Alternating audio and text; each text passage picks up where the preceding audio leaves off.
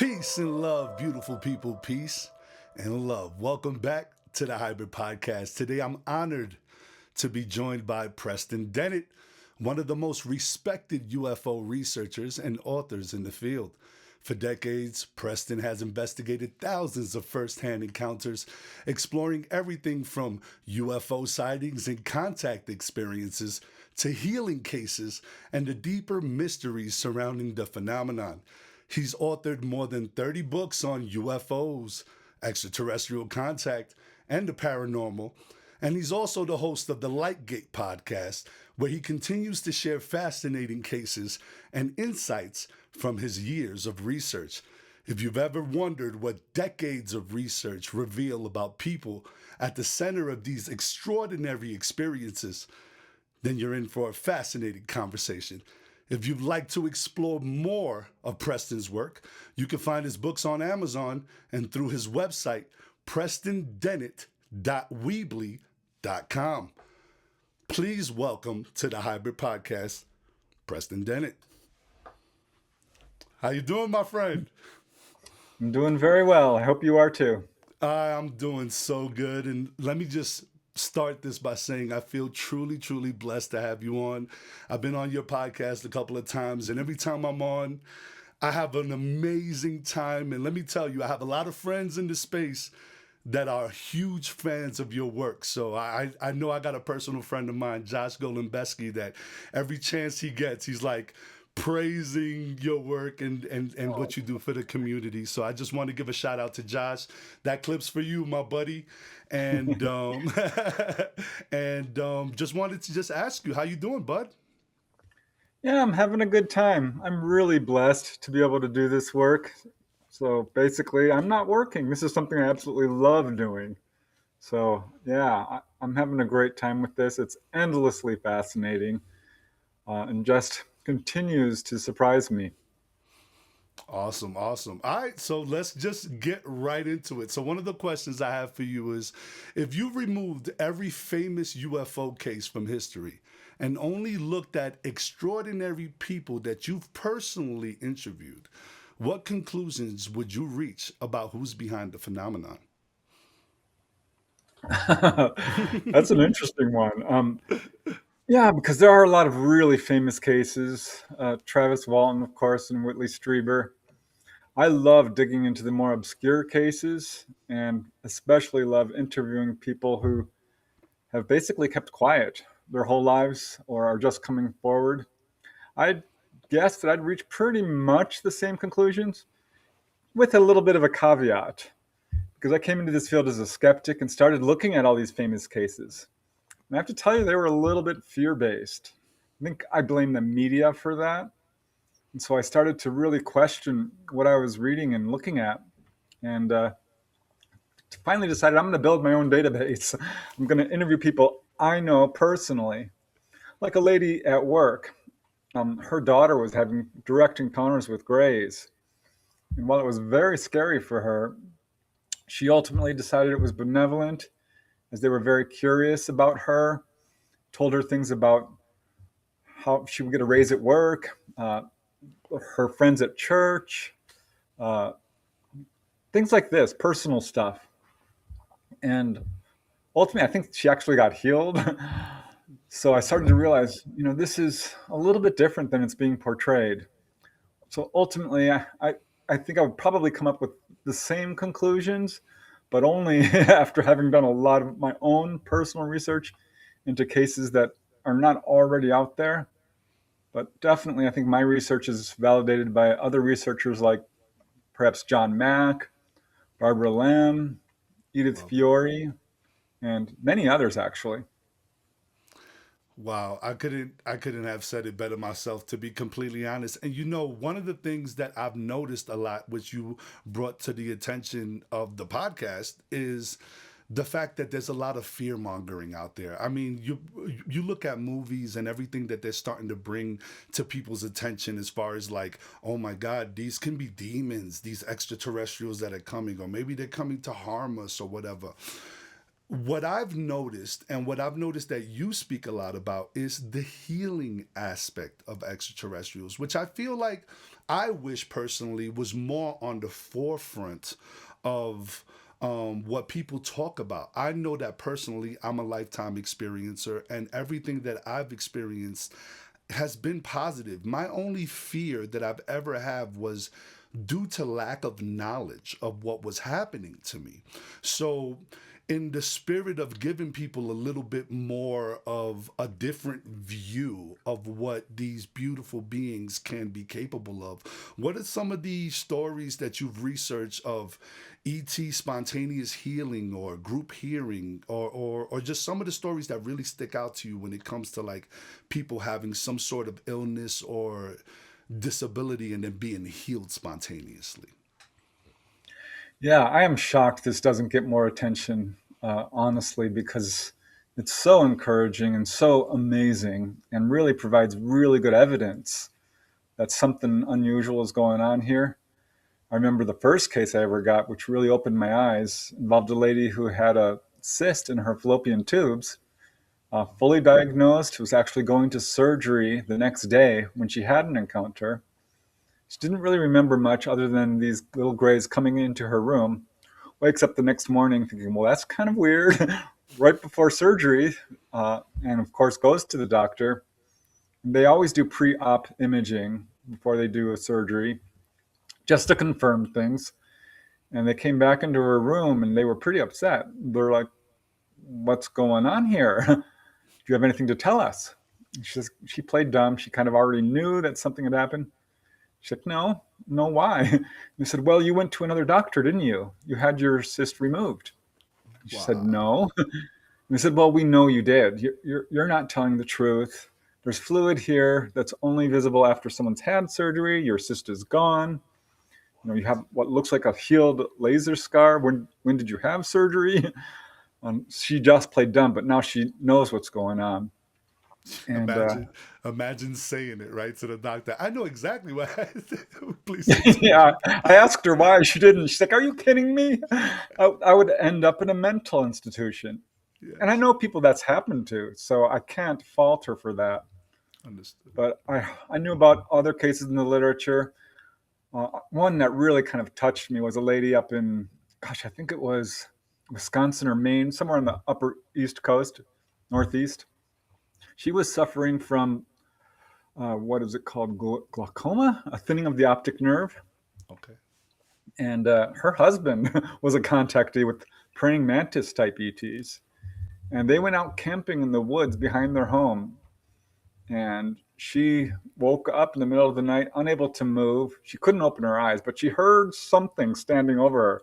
It was making click, click, click, click noises, which she absolutely felt were these beings who do kind of sound like that when people describe how they talk.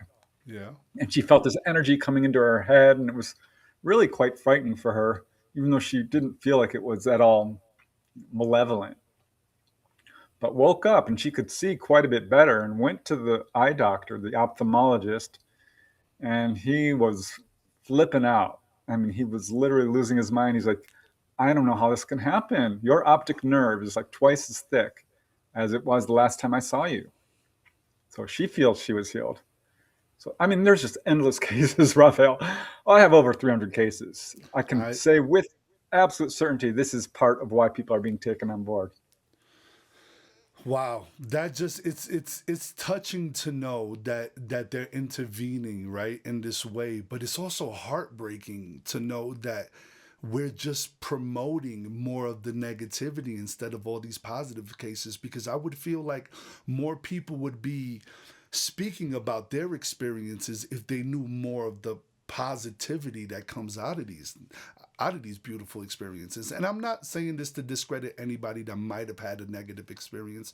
I mean, of course, I sympathize and I hope that everything gets better for you and you figure it out. But just as an experiencer and from the stories I've heard, and I'm pretty sure you've researched, it's overwhelmingly healing and loving and very family connected. A pretty cool story that I can share is I remember connecting with some sort of benevolent race, and the amount of love that this being was able to display to me physically through some sort of telepathy or however way that they transfer their emotions to somebody, it just felt like every cell in my body was being hugged at one Wow. point in town. It was just so overwhelming. It was a love I've never experienced. And then telepathically, I was told, and I love you more than that. But if I give you all the love, you wouldn't be able to withstand it.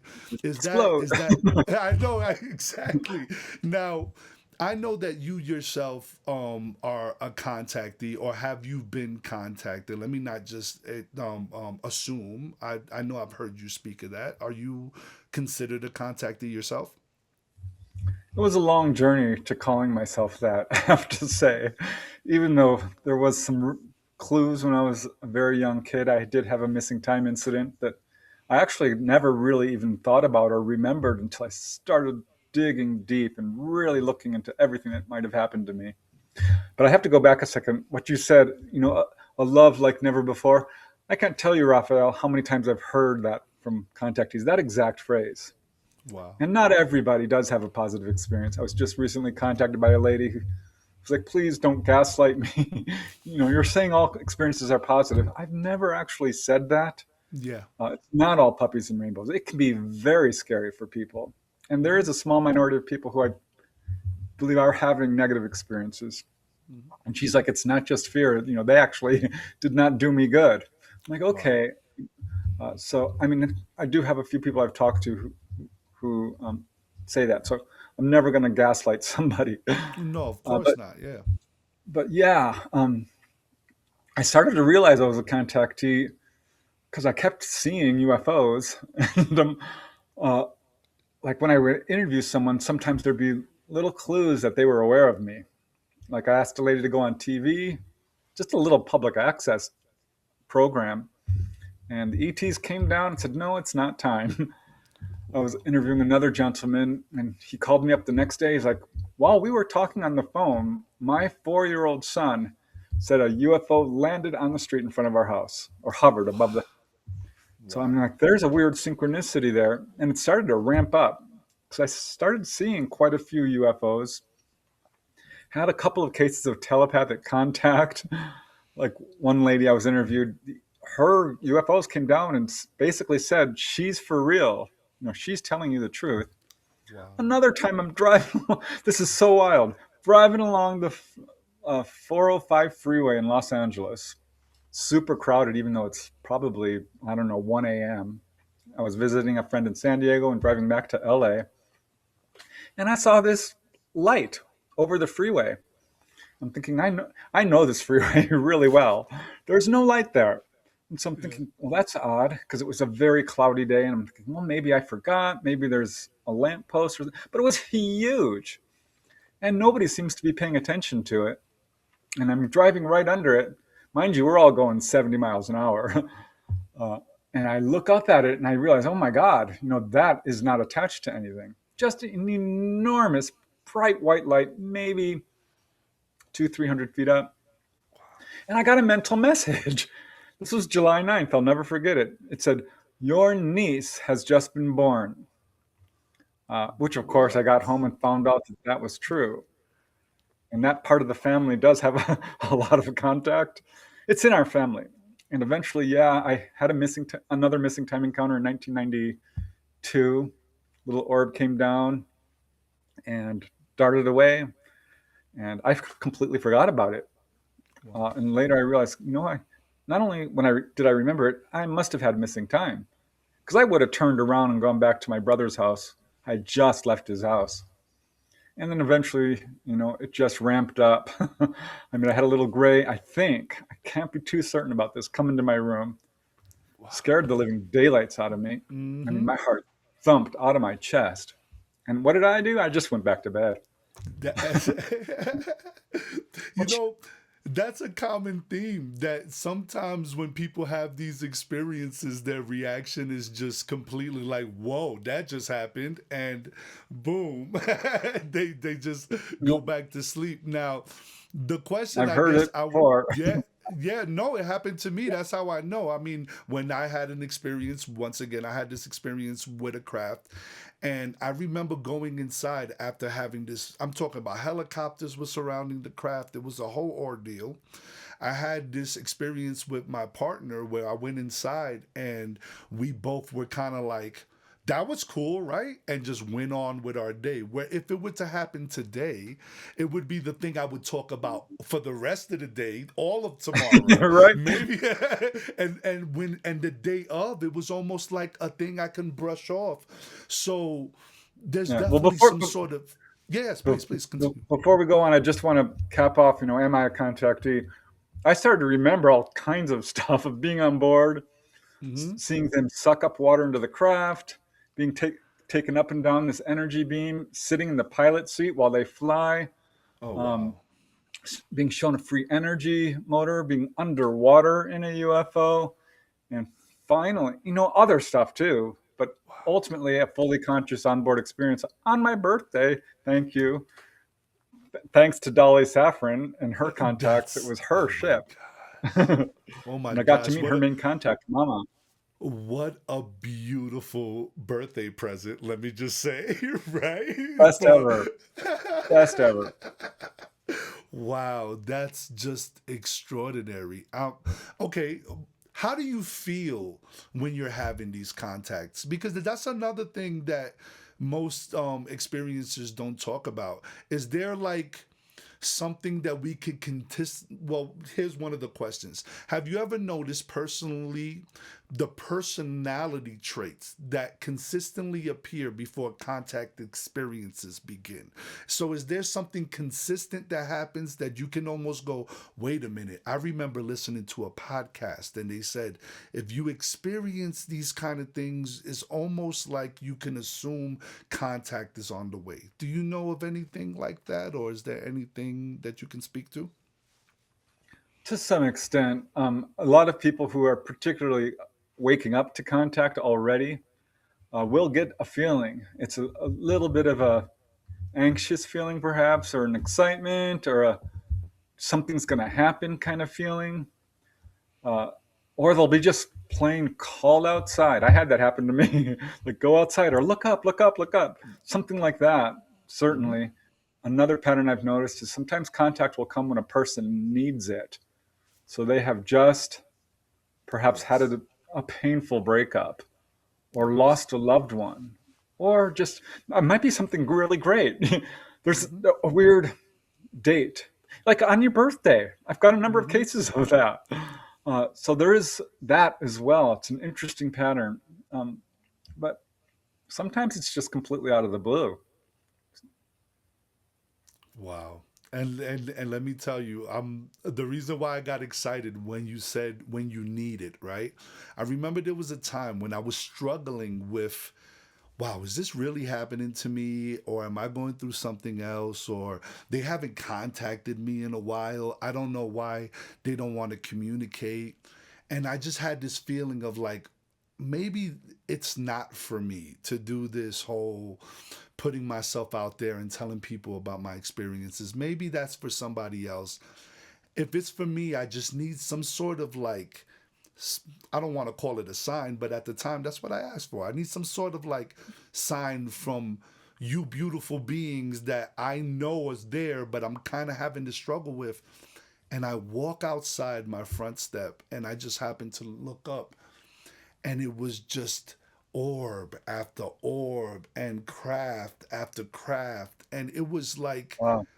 almost a party happening above my house. And then flash and flash here. And I knew instantly that it was the answer. Yes, it's the job. It's what you were supposed to do. It's what you're called for, right? Hence the reason why I'm still doing it now. So I guess what I'm trying to ask here is how is the connection so deep between us and these beautiful beings to where they know exactly when we need it on the timeline? Because it's not like they're dogs and we could just blow a whistle and be like, please come to me. I need to see you, right? Because that's not what we're doing. It's an honest connection. It's almost like they ran to me in that moment as family to say, no, you're not alone. We're here. How do they know that that was the moment I needed to see them? And how do others know that that's the moment that they need to see each other? Well, the answer was in your question there. And I'm just going to focus on that word. You said family. Awesome. Just very much like anyone who has a family knows if you're at all intuitive, someone else needs help, and you will reach out to help them, and you're always watching out for your peeps, your loved That's ones. true. That's And true. I think it's exactly the same thing, really, that our relationship to these guys is much closer than we realize. And this is true for the average person on the street who says UFOs aren't real. I don't believe in them. Well, we are them, they are us, we are one is the phrase that they will tell contactees. It's true. And yeah. I had that same experience you had. I was like wondering, you know what? It's been a while. Where are you guys? Yeah. What's going on? This is hard work I'm doing, because it's frustrating being a writer. You get a lot of rejections. You know Yeah. what I mean? Yeah. No. And I Yeah. went I got it. outside and I looked up, and right where I was looking, a bright big light appeared. And I know enough astronomy to know that this wasn't a shooting star or anything normal. It was validation, right when I needed it, kind of. Oh, I'm like, wow. So, yeah, I think they're watching over us very closely. And if you're a contactee, it's never ending. You are in direct telepathic contact with them, whether you know it or not. They are your loved ones. So they're going to watch out for you. And I know this is true because I've got case after case after case of where someone's just driving along and they are about to have a car accident, oof. or someone's trying to assault them, or a million different types of accidents, or dangerous situations, and the ETs will show up and prevent that. Very uh, true. so it's 100% they're watching over us very closely because they are a part of you. I love that. I love that so much. And you know what? To backtrack a little bit to something you said a little earlier, is it's in your family, right? It's generational. And that's something that we find a lot with experiences as well. Like, even though my family, highly religious, raised in a religion in which it's in either a nightmare or is something demonic, which I can't fault them, is what they know. It is what it is. But I remember my mother when she was trying to relate to me and the stories that I would try to tell her through being a child and the experiences I was happening. She said, "You know what? Something happened to me when I was a little girl." And she proceeded to tell me about this thing that happened to her where she was in this meadow in Puerto Rico and she saw this disc flying in the sky. And the way she explains it is it was a silver disc, it looked like a top, and it was doing a dance for her, just dancing for her in the sky, which I interpreted as it was just moving kind of zigzagging in her eye line. And then she says she just feels like she fell asleep, and when she woke up, she was coming down from a light. And when she Hmm. reached the floor, she was spinning really fast like a top in the fetal position. When this happened, she must have been on the floor for about 2 minutes after she stopped spinning. Woke up. My uncles, which was with her at the time, ran to her and was like, "Oh my gosh, where were you? It's been like 3.5, 4 hours and we couldn't find you. We couldn't go home without you, or mommy would have drove us crazy." And that is all she spoke about the situation. But what I found odd about it is when I had my awakening process, I remember one of the people that reached out to me was I forget her name. Oh, Miss Denise Stoner, which Hmm. is another researcher in the field. And I just remember she came to my house with another lady named Terry Lynch, which was the head MUFON director for Florida at the time. And they both came to my house. And one of the things that Miss Denise Stoner asked me at my kitchen table was, "Is this something that has happened to anybody else in your family. And I proceeded to tell her that story. And she almost went pale. And she said, hold on. She went into her book real quick, just like researchers do. You know that feeling. Yeah. And she went to her notes to an interview that she had 2 weeks before she came to my house, where a lady the same age as my mother had the same exact experience in the same part of Puerto Rico around the same time. With the coming down from Synchronicity. the oh my Hmm. and synchronicity. So it's really cool to know that it is generational and there is that family aspect. So I guess the next question I would like to ask you is, do you believe contact is something that's being done to us or with us? With us. Awesome. And I'll just refer back to what you just told me, where your mom had the impression it was dancing for her. Mm-hmm. Yes, they will put on a display. And sometimes, to ensure that they won't forget this experience, they'll do something like that, moving them around or do something really dramatic. It's absolutely generational. My father hated the subject with a passion, which to me was a little bit of a red flag. But I know my nephew has had a sighting and a humanoid in his room. It is Wow. it is with us. I think if you look at the onboard cases in particular and really analyze them, not through the lens of fear, not through the lens of your religious beliefs or I've talked to people who are profoundly religious and those who are profoundly atheist, and both have an equally hard time trying to fit this into their belief system. Agree. Uh, but ultimately, what I found is if you analyze the onboard experiences, you'll see a pattern in a nutshell of healing.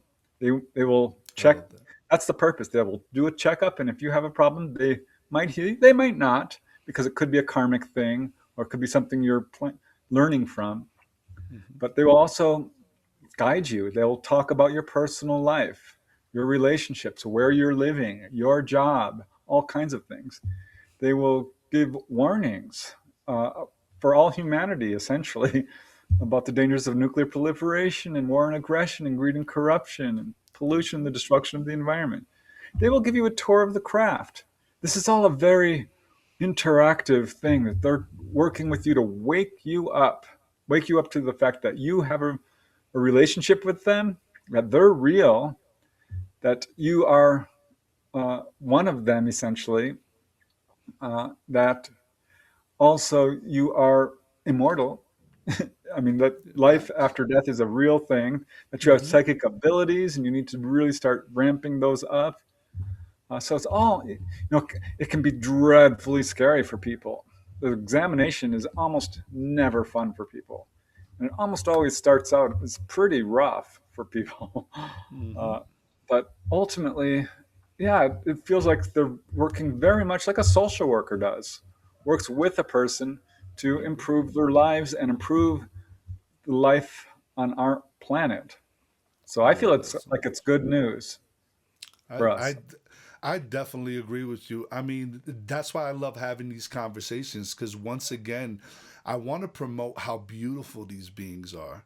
We get so stressed about these movies and when they show it in the news, are they shutting down our systems because they don't want us to be able to? It's just to me, it just feels like if we approached it with a more open heart and open mind for knowledge and that thirst for connection, we might have an overall better experience and we might get closer to being that galactic civilization that we should be achieving to become, like more a part of these dimensions or these planets or these other universes or galaxies or wherever, however it works, because I don't even know if that's the correct way to say it, so I'm just Yeah. spitballing here. So I guess the next thing I would like to ask is, in all your research, has there been like a story that you've heard that you almost was like, you know what, I don't know about this one, but in more digging and more research, you ended up going, wow, it actually ended up being something that feels to be accurate. Do you know of a story like that? Not really. Having done this for a very long time, start to get an immediate feel for a genuine story and one that's not genuine. Uh, well, I mean, here's an example which is kind of a really like, oh my God, how am I going to deal with this? There's a Mm. gentleman who described this amazing sighting when he was with a group of friends down at the beach, and this object came overhead and shone down a beam of light, and they're all jumping up and down. So I started asking them questions. It turned out they were taking hallucinogenics. Okay. So I'm like, All right. oh no, because here I am Okay. thinking this is a genuine case, and I still think it probably was. Definitely. No, Definitely. I can't use that. I know. And No, there was it's another true. gentleman. Yeah, I mean, I love you, and and there was another gentleman who I was interviewing, and I was pretty sure he had contact, but and as I continued to interview him, I started to notice his phrasing was a bit awkward and off. And my mother was a marriage, family, and child counselor, so we had all kinds of psychiatric books in the house, and I studied Okay. up on it, and then I doubled down when I became a UFO researcher, and so I could recognize, schizophrenia or borderline personality disorder, or multiple personality disorder, or all of those. He had what I think was, functional schizophrenia. So I'm like, oh my gosh, I don't know how to deal. I couldn't use his case. He really wanted to be interviewed. And ultimately, I did interview him, of course, because you learn something from every person. Every person is a teacher. Every child, every adult, no matter where they're at, they have I something love to that. teach us. I love But that. yeah, sometimes I mean, there was one guy who I ultimately discarded his case because it started out great. I'm like, wow, this is amazing. But then he started talking about how he was hired as a uh, general or something by the ETs to fight a Mm. war with them against Mm. the bad ETs. And it started to get really, really wild. And he Yeah. started talking about things. I'm like, could these possibly be out of body experiences? And I knew I had a nerve on that because it kind of like really started pushing hard against me. And I'm like, Mm. listen, I'm here to help you. I'm here to figure things out. Mm-hmm. But I think that I did figure it out, and he was not happy with it. I mean, a lovely guy. Oh, of course. So Yeah, of course. And you know what I find beautiful about that is that's another thing that we don't talk about in the community a lot is that sometimes there are mental health aspects to it. So we should, approach every story with like that sense of like we will definitely hear you out because like you said you can learn something from everybody. But you want to look for those little signatures in like you said in doing all your research of what's the pattern of a real experiencer and what they go through. I know when I was struggling with is this really happening to me or am I going crazy, I remember seeing this documentary. I always forget the name of it, but I remember seeing this documentary and by the end of it I was crying and I was like, oh my gosh, for the first time this documentary is speaking about my life. It's what I've been trying to tell people. These people are experiencing what I'm experiencing. I'm not alone. And there was a psychiatrist that specifically worked with experiencers. And I just remember looking up this guy's name thinking I was going to get his number and get his answering machine. There's no way I was going to be able to get him, right? So I'm thinking this guy's a rock star. He's hard to get in contact with. And I called whatever number I was able to Google under his name. And sure enough, he picked up his own phone. And it wasn't a wow. secretary or nothing. And I was so flustered. I was just like, don't. I was expecting an answering machine, a secretary, something like that. And he just said, take a deep breath and tell me everything from the beginning. And I proceeded to just word vomit for the first time openly about everything that happened to me that I can possibly recall. And by the end of that conversation, he was like, you know what? You've said enough to me in this conversation that I can say that you're not going crazy and you're actually going, unfortunately, he said, I remember this, unfortunately, you're actually going through this. So I want to Wow. pass you off to a friend of mine, and that friend ended up being Miss Denise Stoner. So, and you know how that went. They ended up in my house, and we did a whole talk, and she ended Lovely. up overall validating the fact that these things were happening to me. And that was the first step to me finding community, which I think is hugely important when you're struggling with these negative aspects of, the beginning points of, is this happening to me? What can be happening to me? Is this negative? What I find is when you find these groups, whether it be on Facebook or other communities, meetups or whatever, you get to hear other people's stories. You really start going, wow, there's something similar there. I felt that same way. How did you deal with it? I personally dealt with all my negativity through my art and my music. I was able to take my experiences and all these downloads and all these things that happened to me, and I just put it all into my music, which ended up being hip hop music. And what ended up happening was people would just start writing me, hey, this song that you just talked about, this thing that happened to you, that happened exactly to me. And if I didn't hear that song, I probably would have Yeah. still thought I was crazy. And so, have you heard about that happening to experiencers, like that sense of mission after you have been validated and you've officially know this is happening to you? Do you see cases where people run away from it or take it in and have a sense of mission to help humanity as a whole? Yeah, absolutely. I mean, some do kind of shelve it. This is not something that they really want to deal with, and just they want to live a center of the road, normal life, and they don't think about it, which is completely understandable, especially in a world which kind of is skeptical still and gaslights a witness. True. But I will say, you people who are having contact almost always go through that phase where they think they're crazy. I was gonna absolutely nuts. And it's funny because Bud Hopkins arranged, I think it was Bud Hopkins, arranged to have a group of contactees anonymously visit, I think it was a group of psychiatrists. And they went through the whole tests and all the Love that. multiphasic personality tests. And they all, of course, tested normal but above average intelligence. And when the psychiatrists found out what the commonality was, which is them being contactees, they were absolutely flabbergasted. Could not believe it. What? Wow. Because there was a whole push to sort of label people who are having contact as imaginative people. What do they call it? Fantasy prone, Oh, which is yes. ridiculous. So I Mm-hmm. did a whole survey because it's evenly divided between men and women. It's people of all ethnicities, blood types, educational levels, geographies. I mean, it's worldwide. And I did find some patterns. People who are having contact are often people who are doing good work for humanity in some capacity. So we see an awful lot of musicians, Raphael, but artists, teachers, nurses, doctors, inventors, police officers, environmentalists, human rights activists, something along those lines. And a good number of them, and this can start very early on in contact, do have a goal, a mission in life, and nothing is going to stop them. I knew from age 9 I was going to be a writer.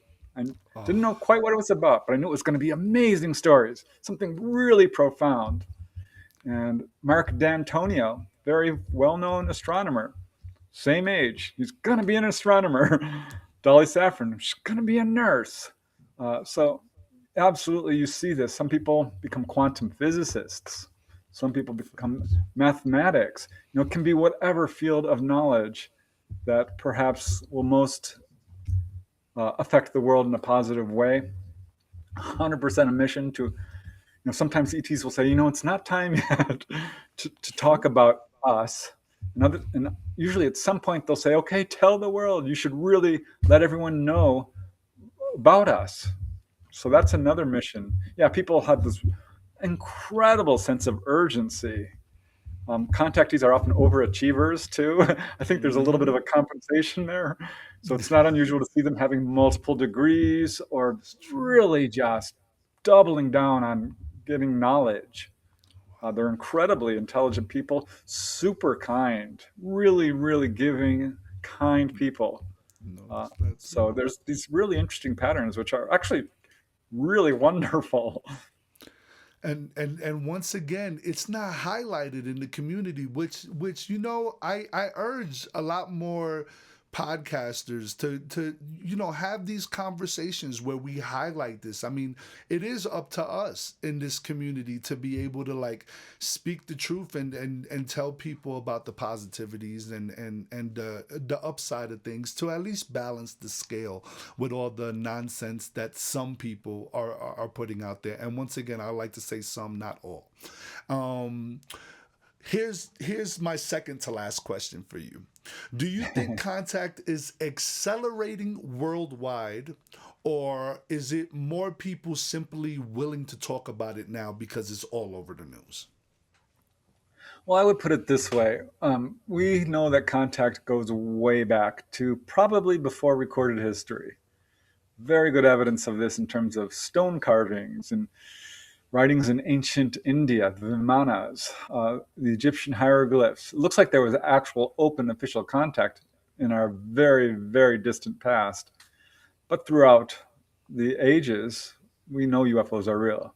I mean, the Romans called them flying shields. There's all kinds of Middle Age wood carvings and testimonies from monks and what have you, all the way up to the Renaissance, all the way up to pretty much the modern age. But in mid 1940s, something happened, something changed. There was a sudden massive escalation of contact, which coincides, I don't think synchronistically or coincidentally, but intentionally, with the atomic age, with the time when we started polluting and pesticiding the whole planet, when we were starting to reach a point where we could absolutely cause an existential crisis with our own doing. And so, yes, we did see a massive escalation of contact starting really from the 1950s. People were being pulled on board in very, very large numbers. J. Allen Hynek once was quoted as saying, 1 in 40 people have been taken on board. I remember laughing out loud saying, no, you're ridiculous. I would know somebody, which of course turned out I did. And I didn't have to ask 40 people. The Roper organization in 1991 found 1 in 50. Okay, 1 in 40, 1 in 50, close enough. Now, these days, this subject is going mainstream. The cover-up is collapsing under the weight of its own lies. Yay! I'm happy to see it. I don't think we'll ever get full disclosure from these folks who are covering up. It's not the government. It's the three-letter agencies. It's the intelligence agencies. It's the highest levels of the military. It's the military-industrial complex. It's not, the president necessarily, or senators and representatives. It's not the judges, or it's not the three branches of government who are responsible for the cover-up. But I think what we're seeing is not so much an escalation of contact, because I think it's been there at least since the 1940s, but a flood of people who are finally like, okay, I'm comfortable now to tell my experiences. And Dolly Safran, really my go-to gal, because she's had a more extensive contact than anyone I've ever interviewed. Her recall and I is verified it. amazing. Her recall is.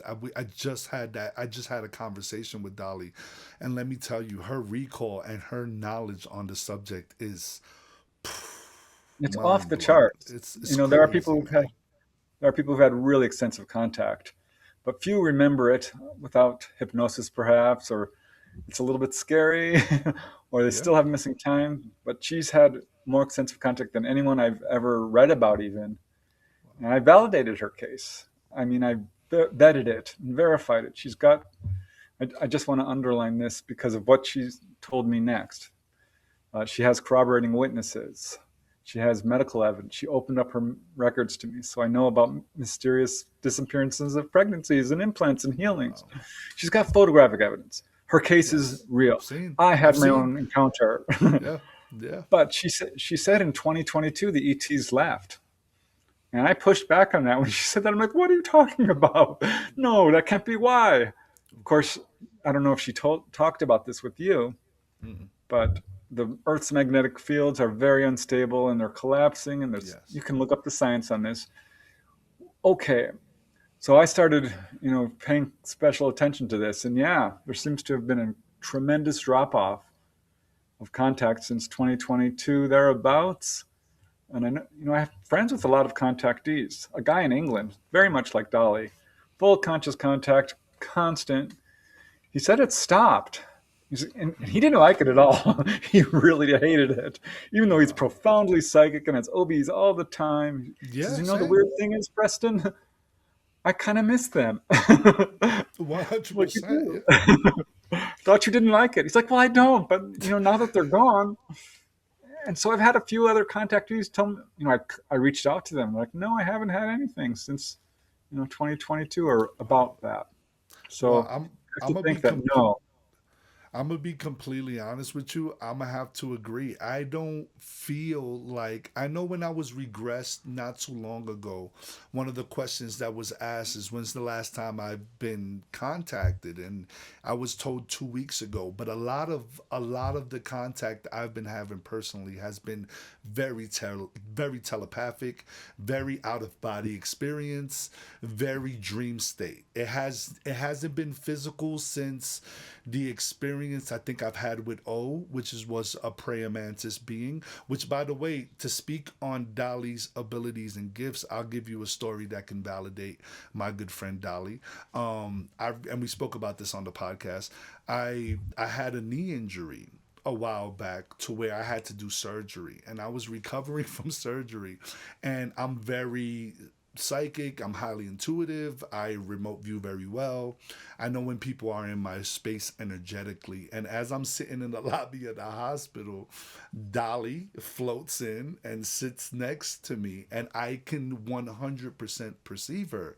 And I'm telepathically like, Dolly, and we're having like this conversation telepathically, and I tell my partner about it, and she already knows how I am, so she's like, whoa, that's crazy. So I was like, you know what, I just need to test this theory. I can't just call her and just start saying I saw you, right? So I just called, and the first thing Dolly said when she got on the phone is, I hope I didn't creep you out when I came to visit you at the hospital. And I was just like, oh, okay. I knew it was you. So it was that sense of, yes, she is very, very psychic and highly intuitive. So I can definitely validate that with you as well. Wow, man. It's so I would say there's definitely something that these ETs are preparing certain people for, and kind of ramping up their psychic ability for.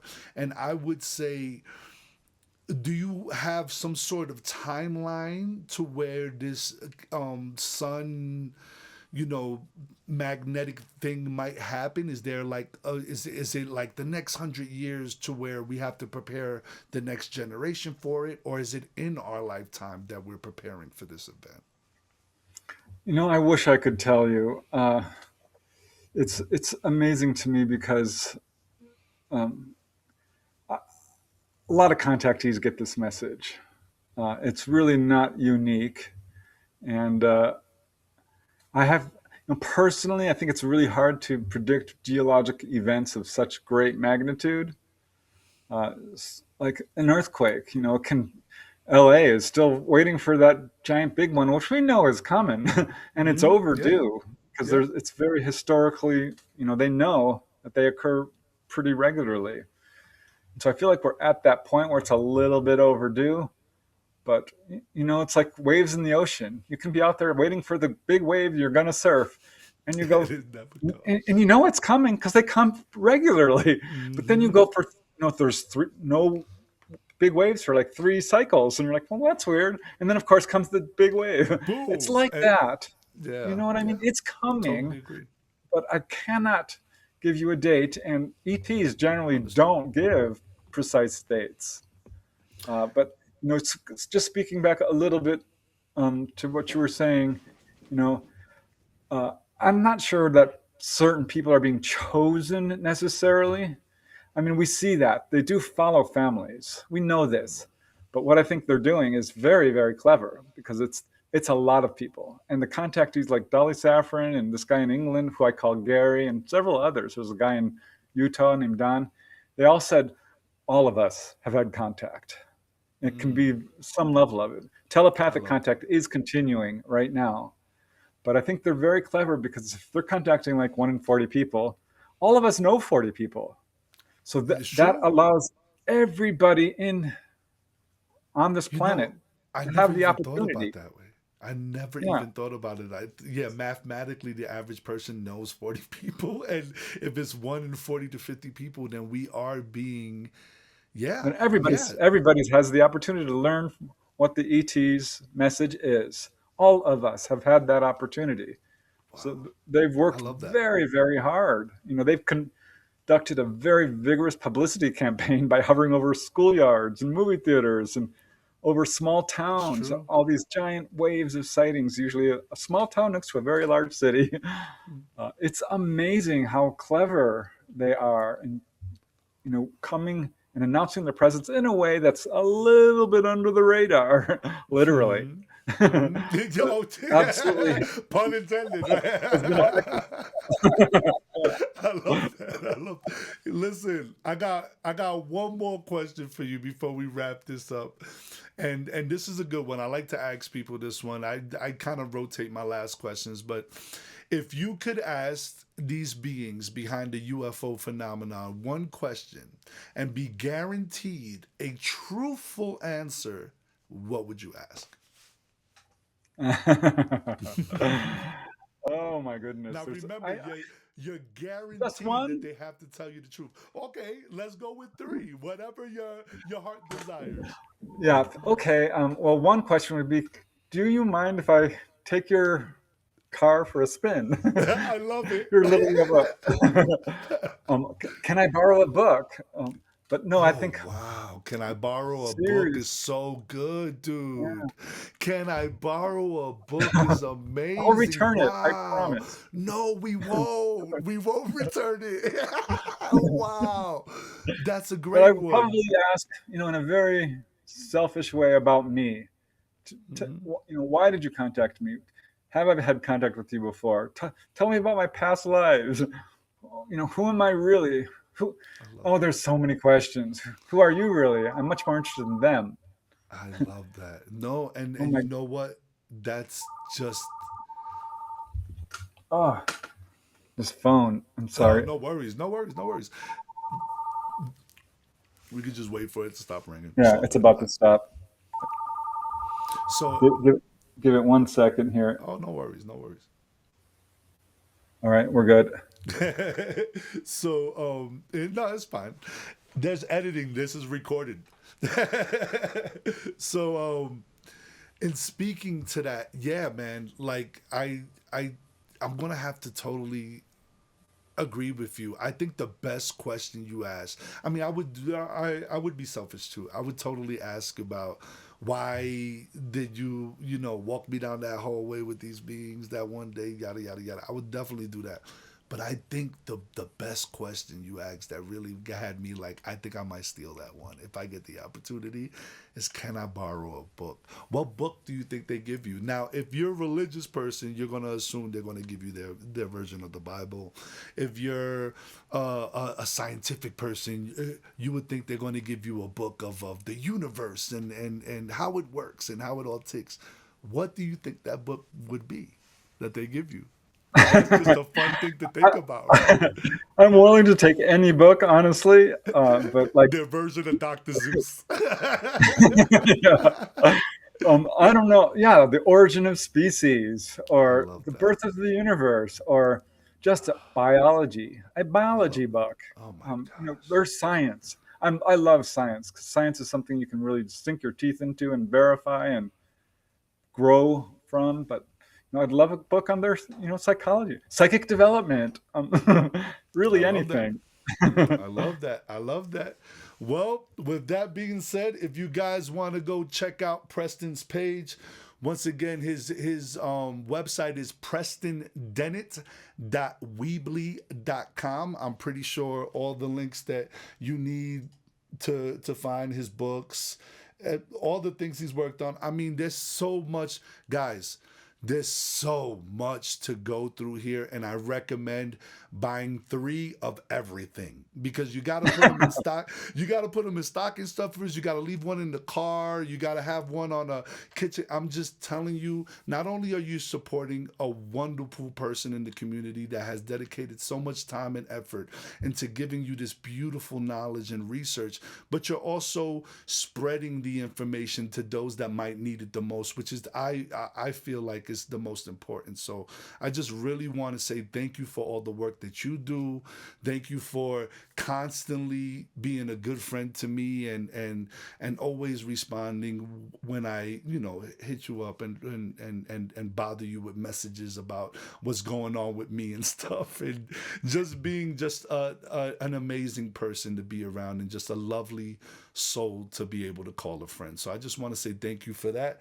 And also, please check out his YouTube page, which is Preston Dennett. You can see it right here. And that's where you're going to find the Lightgate podcast under podcast. And there's just so much more stuff that I just wish we had more time to talk about. But if there's anything else, my friend, that you would like to say before we head out, this would be the perfect time to do it. Yeah, well, first, thank you, Raphael. What a joy it has been to speak to you. I would just ask people to not look to our governments for answers on this subject. Really look within, look to the contactees, move past fear, because fear is not helping you. It's kind of a lie and an illusion.